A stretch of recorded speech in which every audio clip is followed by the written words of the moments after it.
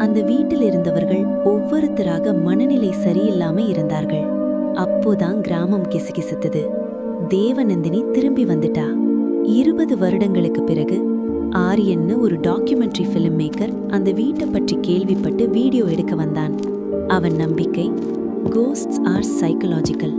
இரவு 11:47. Camera on. திடீர்னு வீட்டுக்குள்ள காலடி சத்தம். ஆரியன் ஒருத்தந்தான் இருந்தான். கேமரா பின்னாடி ஒரு பெண்ணோட குரல். நீ உண்மை பார்க்க வந்தியா? அவள் தெரிந்தாள். வெள்ளை சேலை, சிதறிய முடி, முகம் பாதி அழகு பாதி சாவு. ஆனா அவள் கண்கள் அழுது அழுது சோர்ந்த கண்கள். அவள் சொன்னாள், எல்லாரும் என்ன பேய்னு சொல்றாங்க, ஆனா உண்மையில பேய் யாருன்னு நீ தெரிஞ்சுக்கணும். அவள் ஆரியனை வீட்டின் ஒரு அறைக்கு அழைத்து சென்றாள். அங்க சுவர் முழுக்க கீறல்கள், இரத்தக்கரைகள், மூச்சு முட்டும் அமைதி. அவள் சொன்னாள், இங்கதான் நான் இருந்தேன், ஆனா என்ன கொன்னது ஒரே ஒருத்தன் இல்ல. அவள் கத்தினாள். அவர்கள் எல்லாம் பார்த்தாங்க, ஆனா யாரும் பேசல. ஆரியன் நடுங்கினான். அப்போ அவள் மெதுவா சொன்னாள், நீயும் அவங்க மாதிரிதான். அவன் ஷாக். என்ன சொல்றீங்க? அவள் கண்ணீர் வழிந்தது. நீ டாக்குமெண்ட்ரி எடுக்கல, நீ சென்சேஷனல் வீடியோ வச்சு ஃபேமஸ் ஆக வந்திருக்க.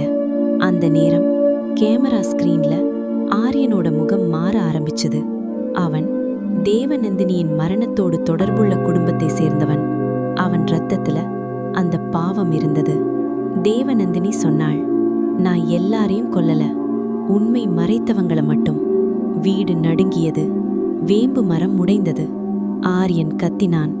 கேமரா விழுந்தது. அடுத்த நாள் காலை கிராம மக்கள் வீட்டுக்குள்ள நுழைந்தார்கள். ஆரியன் இல்லை, பிணம் இல்லை, ஆனா கேமரா மட்டும் ஆன்ல இருந்தது.